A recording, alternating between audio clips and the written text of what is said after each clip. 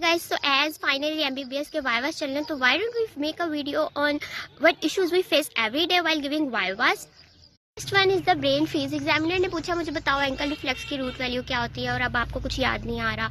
L1 थी, L2 थी, S1 थी, S2 थी, T पे भी पहुंच जाते हैं, याद ही नहीं रहता कुछ उस वक्त. होल एग्जामिनर ने आपसे कुछ और पूछा. एग्जामिनर ने कहा बताओ एरिथमियास का मैकेनिज्म क्या होता है, और आप कुछ और ही सुनाने लग गए. आप बता रहे हो थायराइड में क्या हो रहा है, आप बता रहे हो चेस्ट पेन में क्या क्या होता है, और जो भी आता है वो बस अंदर रैबिट होल में फेंकी जा रहे हैं, और जो एग्जामिनर ने पूछा वो नहीं बता पा रहे. Patient jitter. सारी रात इतनी कॉफ़ी पिया, इतनी चाय पिया कि मैं जाग के पढ़ लूँ ये वाला topic, long case short case. लेकिन अब सुबह जो है वो एंग्जाइटी हो रही है. अब सुबह जो है हार्ट रेट तेज़ हुआ है, हाथ काम पर. एग्जामिनर को लग रहा है ये बंदा कॉन्फिडेंट नहीं है. क्यूज. एग्जामिनर की तरफ आप देख ही नहीं रहे. एग्जामिनर आपकी तरफ देख रहे हैं लेकिन आप दीवार की तरफ देख रहे हैं, पंखे की तरफ देख रहे हैं. I know this happen to me in periods viva.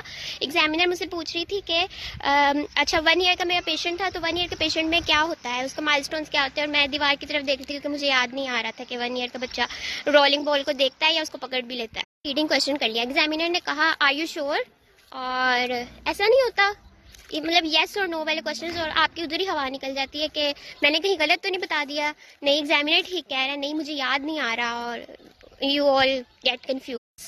Never ending DDs, differential diagnosis, chest pain का बता दो, एब्डोमिनल पेन का, एपिगैस्ट्रिक पेन का, हेडेक का, लेग पेन का, स्वेलिंग का.